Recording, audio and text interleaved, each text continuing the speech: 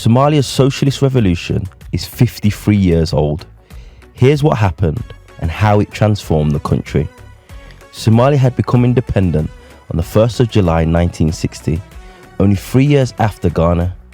Unlike other nations, it started down the road of sovereign life with certain advantages, united by a single religion and speaking one language. Yet, by 1969, the Somali people were divided by tribalism, nepotism and corruption.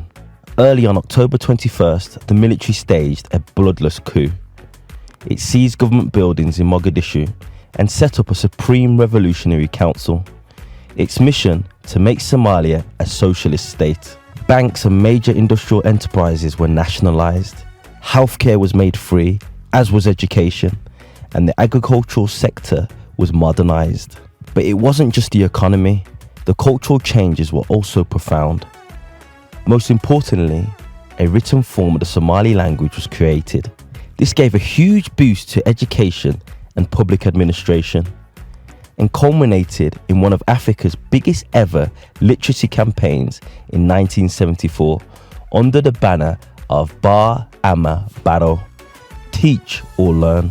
Meanwhile, the National Theatre was tasked with decolonizing its repertoire, focusing instead on African and socialist culture. On the political front, there was an attempt to foster public engagement through education and to establish a new representative constitution. The revolution's principles were promoted not just at home, but also abroad.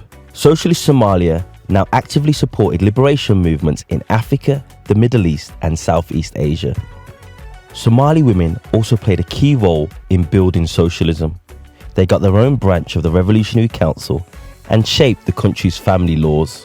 When disaster struck in the form of drought, Somalia mobilized teachers, students, and volunteers to help resettle nomads. However, a war with Ethiopia in 1977 over disputed territory turned into a disaster Somalia couldn't handle.